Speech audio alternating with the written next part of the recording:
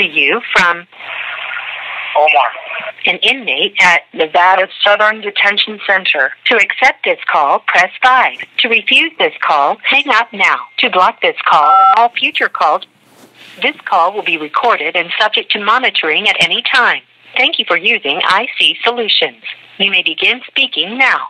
Hello, Mr. Davis. Hello, Mr. Omar. It's good to hear your voice. Is this a private call? Is this a private call between us, or should this go out? No, I'm finally back in the First Amendment zone, man. I got my freedom of speech back.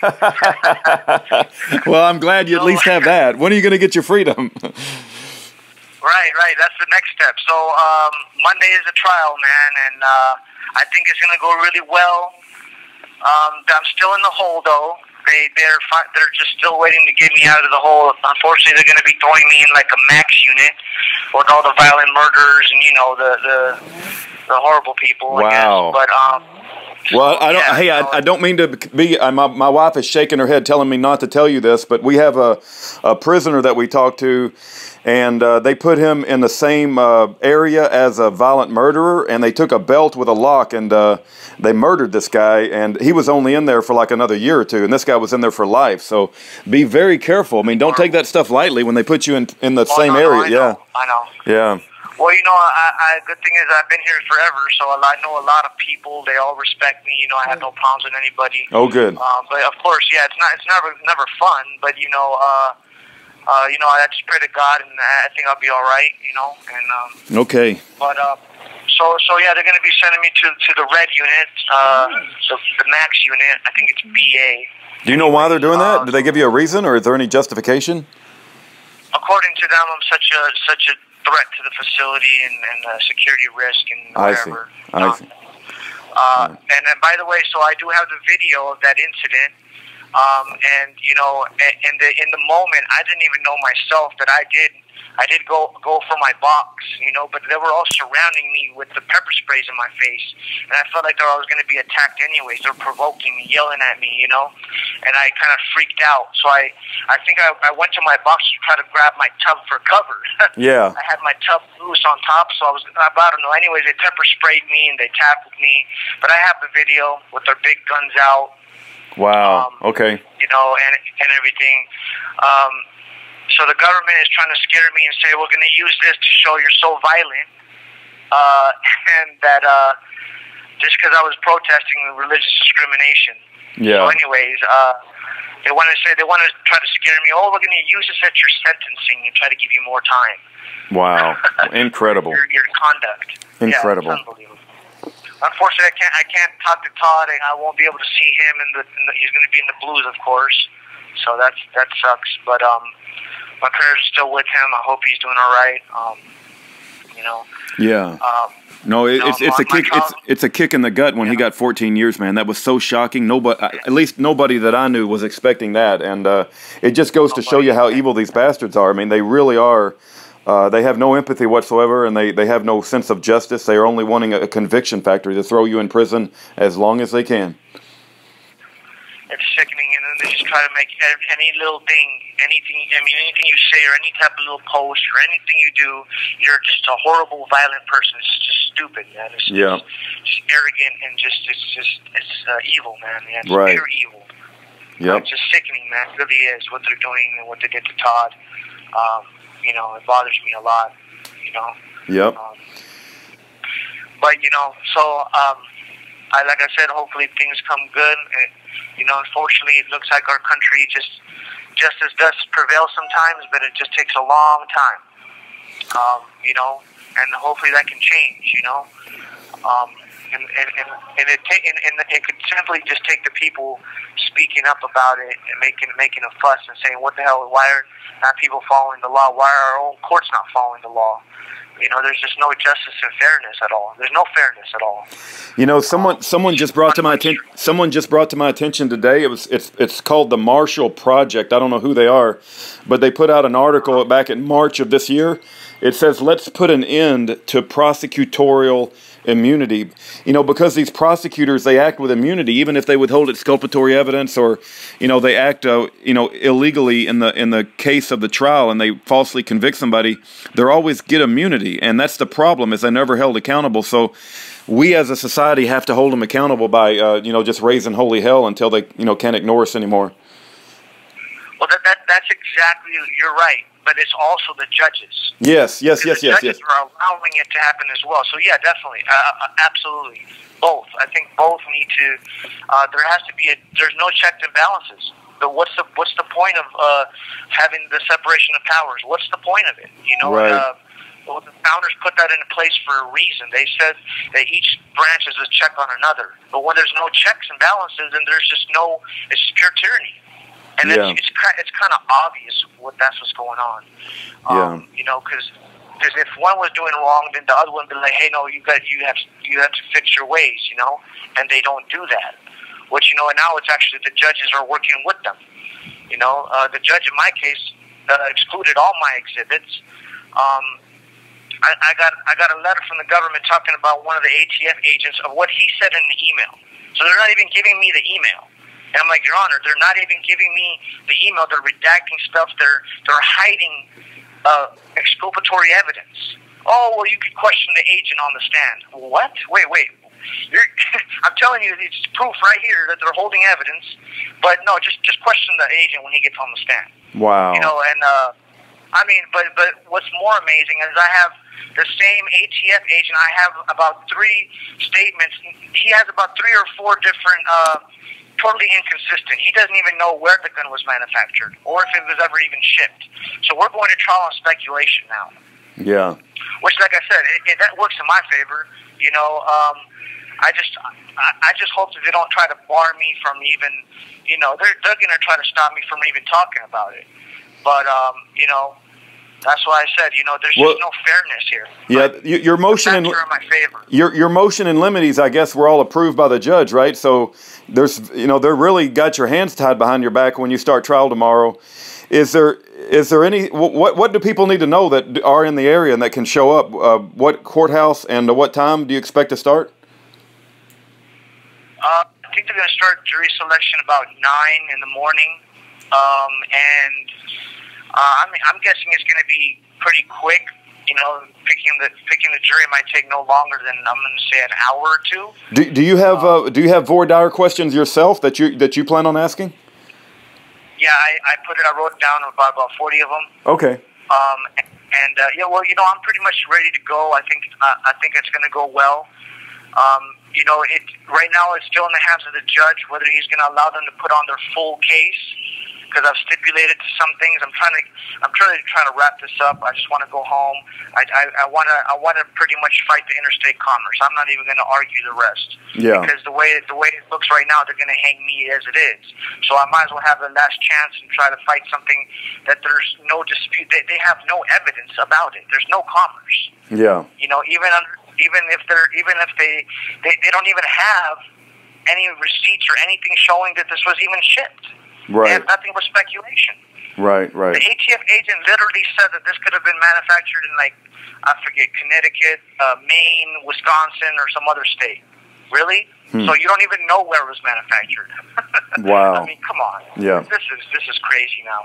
So, well, like I said, I'm going to try to show all the facts to the jury, of course, in my best way I can. And, you know, like I said, I believe it's going to go well. If I'm able to show the facts to the jury, then they'll go well, you know. So, like I said, I think the prayer is the best thing right now. But I believe it's going to go well.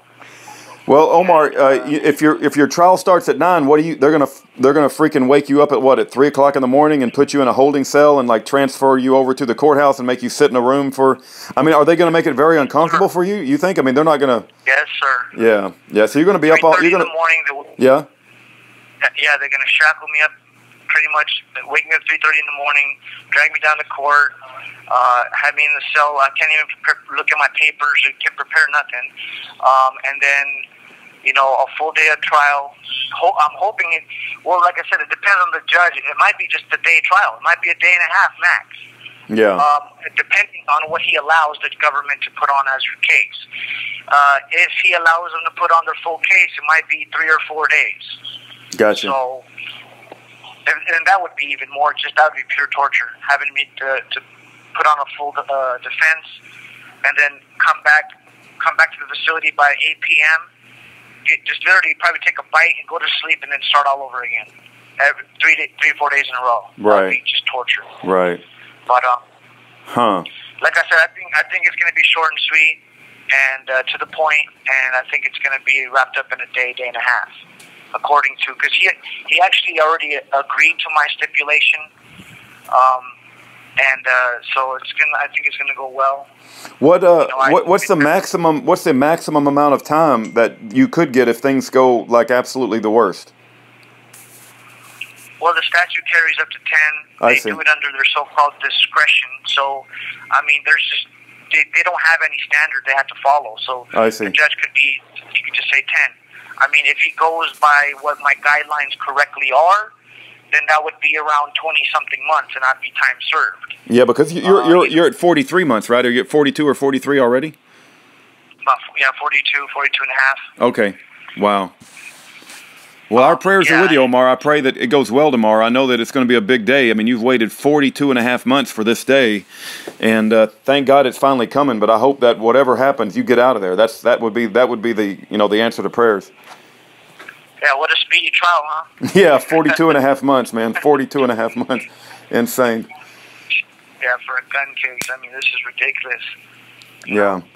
Well, and I don't know if this will help you in any way whatsoever, but what I remember of Schaefer Cox's case, the prosecution, because they hated him so much, they spent like the first week just showing gun videos and showing every single gun that he'd ever owned. None of it was illegal, but they tried to make this connection in the jury's mind that like owning guns is bad and being a part of a militia is bad. And so if you've ever like had any sort of prior, gun advocacy or gun ownership, they'll somehow play that up as if it's a bad thing, and they'll spend a whole lot of time going over that. But that's what they did to Schaefer anyway, but hopefully they won't do that to you. Well, at least, honestly, I think this judge he's finally starting. He did seem, at the last hearing on Friday, they pulled me into a hearing, he did seem to be more in my side. He granted a couple things, and, it did seem like he doesn't want to waste the time. So that's the main thing. That's the main issue. He doesn't want the government wasting time. So that's going to be good. I don't think anybody wants to waste the time, especially the jury. Yeah, they don't want to waste the government's time or the judge's time, but they don't mind wasting 42 and a half months of your time. Right. Yeah. Right. So I mean, at least that's good. I think that we're just going to be really sticking to this interstate commerce thing, which they don't have none. And the government's totally freaking out right now, by the way. They're freaking out. Yeah. Well, you got them between a rock and a hard spot with this commerce thing, because they have no defense for that, I don't think at all. Oh, I can't wait to show you guys the 3 different stories they have about this gun. It's pretty pathetic that they don't even know. They don't. One time they say it went directly from the manufacturer Mississippi to Wisconsin. Then you got a firearms traced by ATF saying it went from Mississippi to Chicago to Wisconsin. Then you got another email saying no, it did stop in Chicago to Wisconsin. And then he's like no. Then he has another email saying I confirmed that it went directly from Mississippi to Wisconsin. Well, and then he has another one saying, well, we don't know where it's manufactured. It's either in Connecticut, Maine, Wisconsin, or Colorado, or whatever, And it's, wait, which one's right? What's the story? Where are we going on? Right. I don't understand it.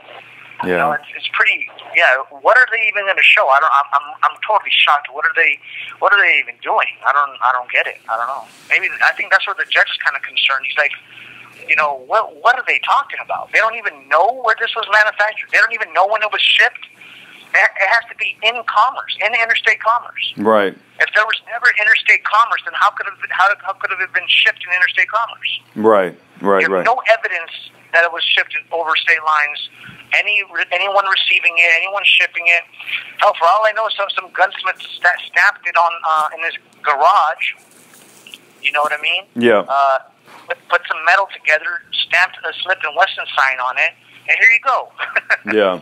So, I don't know. It's pretty foolish what they're doing, but yeah, only time will tell.